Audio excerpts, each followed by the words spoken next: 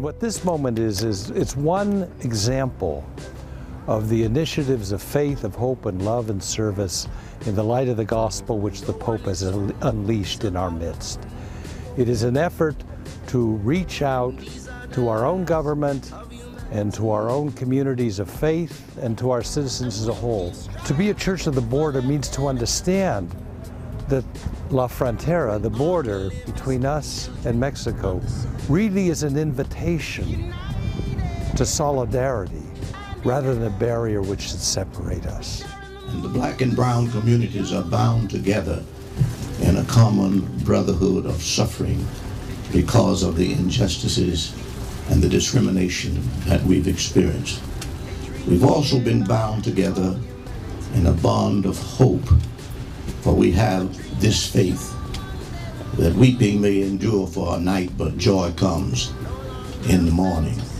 We are bound together by a common hope that light overcomes darkness, and darkness will never put it out.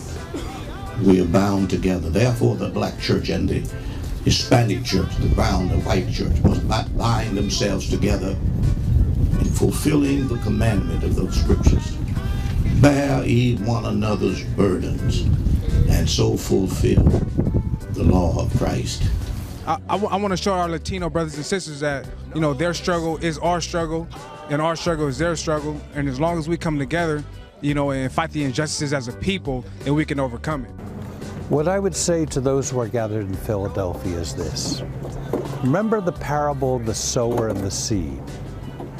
The sower and the seed is meant to be for us a parable from Jesus in times of discouragement or frustration or giving up. Because the sower goes out and sows the seed.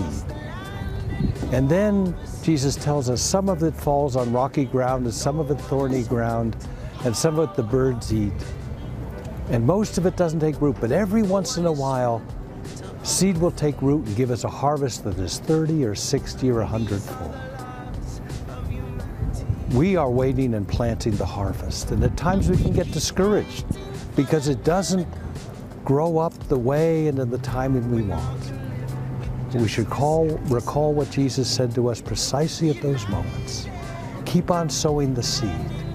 Do not give up. Know that we are doing God's work in this area of justice, and that harvest will come.